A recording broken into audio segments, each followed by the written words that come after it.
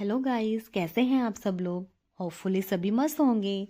आज हम 2024 की मूवी विवेकानंदन बिरला के बारे में एक्सप्लेन करेंगे।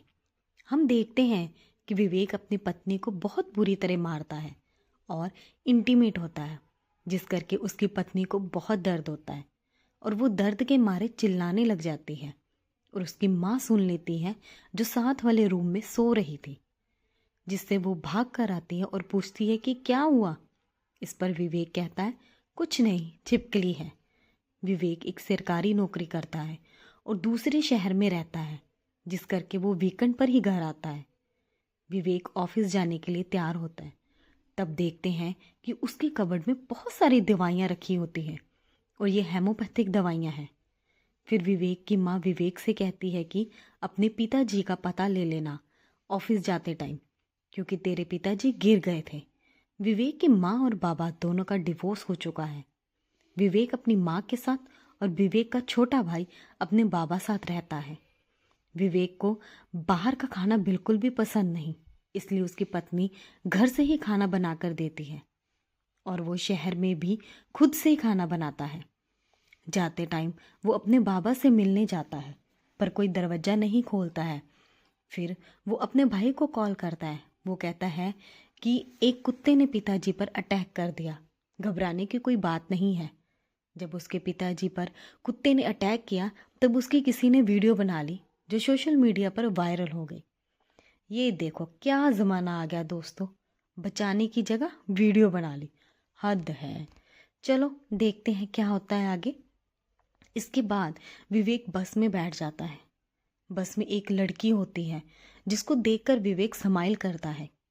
आगे चलकर बस खाना खाने के ढाबे पर रुक जाती है और सब नीचे उतर जाते हैं और विवेक और वो लड़की बस में रह जाते हैं।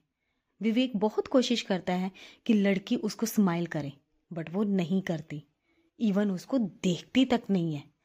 नेक्स्ट हम देखते हैं कि विवेक के पिताजी विवेक की माँ के घर आते हैं उसको पेंशन के पैसे देने, क्योंकि वो एक सरकारी टीचर थी। विवेक जल्दी से अपने ऑफिस जाता है। फिर वहाँ अपने पीएन से कहता है, जो बाहर लड़की बैठी है उसको अंदर भेज दो। उसका नाम दिव्या है। दिव्या कहती है कि मेरे पापा इस ऑफिस में काम करते थे, उनकी डेथ हो गई है, मुझे उनकी इंश्योरेंस सर्टिफिकेट में प्रॉब्लम आ रही है। इफ़ आप अप्रूव कर दें तो मेरा काम जल्दी हो जाएगा। फिर विवेक कहता है, इतना छोटा सा काम, ये तो मैं कर दूंगा। ऑफिस के बाद विवेक एक हेमोपैथी डॉक्टर के पास जाता है और कहता है कि इस दवाई से मेरे इमोशंस रुकते नहीं हैं, कुछ कीजिए डॉक्टर। डॉक्टर कहते हैं, वैसे ऐसा तो पॉसिबल नहीं है, क्या आपने मेरी दवाइयों के साथ और कोई दवाई तो नहीं ली ना।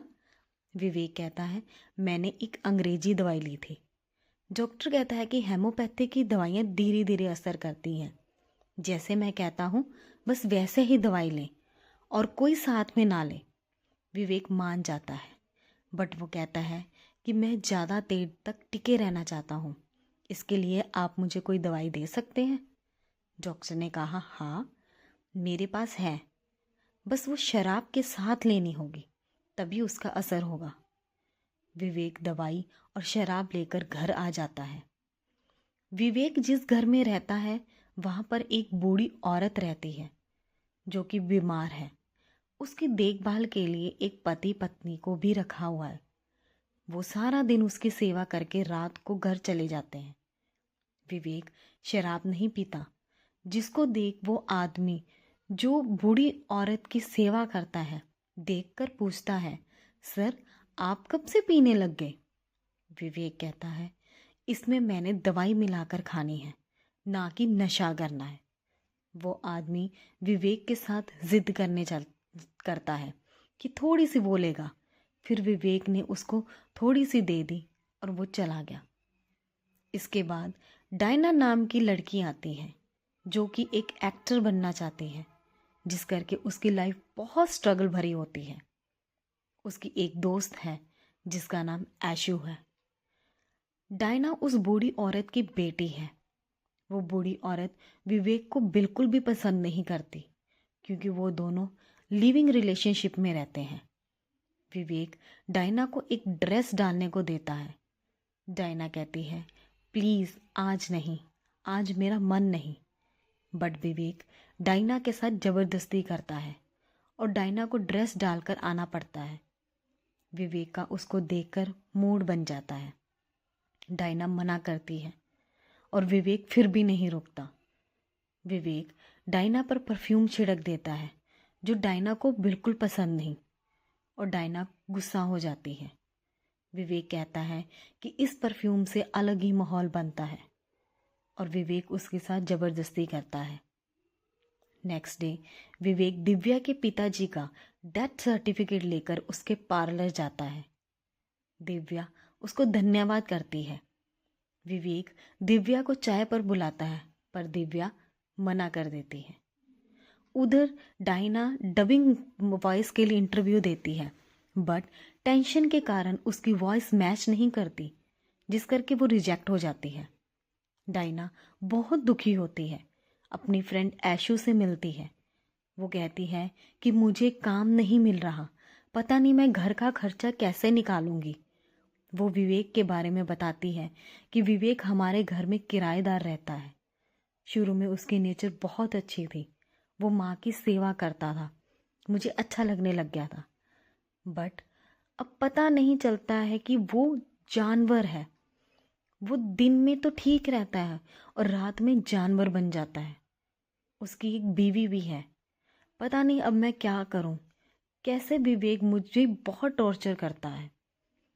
ऐशू डायना की माँ को मिलने उसके घर आती है और डायना को 5,000 रुपये भी देती है। उधर विवेक वीकेंड पर घर जाता है। उस दिन उसकी माँ पिताजी की एनिवर्सरी होती है। थोड़ा बहुत सेलिब्रेशन के बाद वो अपनी पत्नी सितारा पास जाता है। सितारा उसको मना कर देती है। विवेक ने उस दिन दवाई खाई होती है, जिस करके उसको बहुत ज़्यादा प्रॉब्लम आती है, और वो सितारा के साथ लड़ने लग जाता है और ज़बरदस्ती करता है। उधर डायना की माँ की डेथ हो जाती है। वो विवेक को वापस आने के लिए कहती है, बट वो मना कर देता है और उसे पैसे भिजवा देता है। डायना ऐशू के साथ मिलकर अपनी माँ का फ्यूनरल का इंतज़ाम करती है। फिर विवेक आता है और उसकी माँ की फ़ोटो के आगे कैंडल जला देता है और किचन में काम करती डायना के साथ ज़बरदस्ती करता है। डायना कहती है, तुम्हें आज भी यही सूझ रहा है? विवेक उसकी कुछ नहीं सुनता और उसके लिप्स काट लेता है। डायना चाकू लेकर उसको धमकाने लगती है, जिससे विवेक मान जाता है और डायना को छोड़ देता है। ऐशू डायना को वीडियो देखती है जिसमें विवेक दिव्या के साथ होता है। वीडियो देख कर डायना कहती है, इसका मतलब विवेक मुझे चीट कर रहा है और वो दूसरी लड़की को भी टॉर्चर करेगा। अब इस विवेक को सबक सिखाना ही होगा। ऐशू कहती है, ऐसे दरिंदे को समाज में हमें दिखाना होगा। डायना और ऐशू दोनों एक बस में बैठकर कहीं जाने लगते हैं और विवेक की कॉल आ जाती है। डायना विवेक को झूठ बोल देती है कि वो किसी काम से बाहर है, मुझे कॉल ना करे क्योंकि वहाँ नेटवर्क नहीं होगा। दरअसल ऐशू और डायना दोनों विवेक के गांव उसकी पत्नी सितारा से मिलने जाते हैं। इधर विवेक मौके का फ़ायदा उठाकर दिव्या को डायना के घर बुलाता है। दिव्या कहती है कि हम बाहर क्यों नहीं मिले, घर पर क्यों? इस पर विवेक कहता है कि यहाँ पर हम सेफ हैं, कोई देखेगा नहीं, और विवेक दिव्या साथ ज़बरदस्ती करने लगता है। दिव्या उसको धक्का मार देती है और कहती है, तुम मुझे क्या समझते हो? एक सर्टिफिकेट दे दोगी तो मैं तुम्हारे साथ बेड पर सो जाऊंगी। ये सब वो पति पत्नी देख लेते हैं, बट फिर भी विवेक को कोई फर्क नहीं पड़ता। विवेक जल्दी से दवाई लेने अंदर जाता है, बट उसकी दवाइयाँ अलमारी में नहीं होती क्योंकि डायना सारी दवाइयाँ ले जाती है और विवेक पागलों की तरह बिहेव करने लगता है। उधर डायना और ऐशू सितारा को कैफ़े में बुलाते हैं और विवेक के बारे में सब बता देते हैं। सितारा ये सब सुनकर बहुत दुखी होती है कि मेरा पति मेरे साथ ज़बरदस्ती ही नहीं करता, बल्कि मेरे पति का दूसरा अफेयर भी है।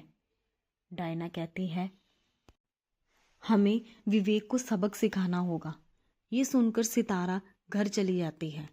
डायना सितारा को कॉल करती है और सितारा कहती है, मुझे परेशान ना करे तुम लोग अपने काम से काम रखो। फिर डायना कहती, ठीक है, जब अब विवेक आएगा तब तुम्हारे साथ ज़बरदस्ती करेगा, तब सह लेना। और फ़ोन रख देती है। विवेक इस वीकेंड पर आता है और सितारा के साथ ज़बरदस्ती करता है और सितारा दुखी होकर डायना को कॉल करती है कि मैं तुम्हारे साथ हूँ, बताओ क्या करना होगा मुझे। सितारा घर के बाहर आकर बैठ जाती है। विवेक सितारा से कहता है कि तुम बाहर क्यों बैठी हो। अंदर आशु और डायना होती हैं। वो तीनों मिलकर विवेक को चेयर के साथ बांध देती हैं। आशु अपना कैमरा ऑन करती है, जो कुछ हो रहा है सब रिकॉर्ड करते हैं और कहती है कि अगर आप सब लोग दरवाज़ा तोड़कर अंदर आए तो हम तीनों जहर खा लेंगे। हम ये सब कल सुबह तक करेंगे। इंस्पेक्टर अपने कांस्टेबल को यही रहने के लिए बोलता है। सितारा विवेक को खाना खिलाने लगती है और वो उस पर ही थूक देता है। ये सब कुछ लाइव चल रहा होता है। विवेक वॉशरूम का बहाना बनाकर वॉशरूम जाता है और एक लकड़ी लेकर उन पर अटैक करता है। बट उससे पहले वो तीनों विवेक पर अटैक करके उसको फिर से बांध देती हैं। विवेक कहता है, डायना अच्छी लड़की नहीं है, पैसों के लिए ये मेरे साथ रहने लगी। सितारा कहती है, अच्छा तो दिव्या कौन है। सुबह होने के बाद विवेक का छोटा भाई घर के अंदर आने की कोशिश करता है, बट कांस्टेबल उसे रोक देता है। सब कुछ लाइव होने के कारण घर के बाहर बहुत भीड़ हो गई थी। फिर एक एमएलए विवेक के घर आता है, बट एमएलए की वाइफ उस भीड़ में होती है और वो कहती है, अगर आपने विवेक का साथ दिया तो हम सब आपके खिलाफ हो जाएंगे। फिर एमएलए को वापस जाना पड़ता है।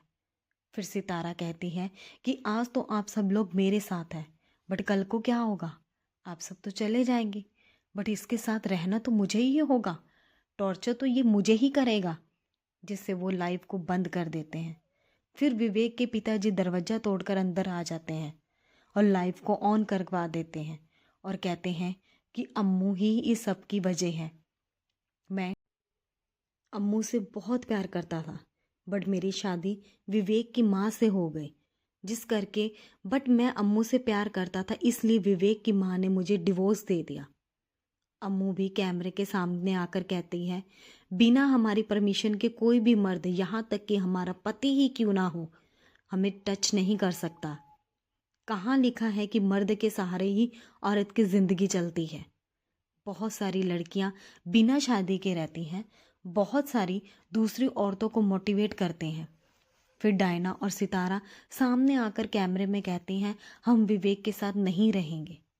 अब आगे दिखाया जाता है कि वही बस वाली लड़की को देखेंगे जो विवेक की कंप्लेंट लिखवाने आई है कि वो बस में मुझे हवस भरी निगाहों से देखता है। और ये मूवी यहीं पर ख़त्म हो जाती है। और गाइस, ये मूवी आपको कैसी लगी कमेंट करके ज़रूर बताएं और चैनल को लाइक और सब्सक्राइब ज़रूर करें। थैंक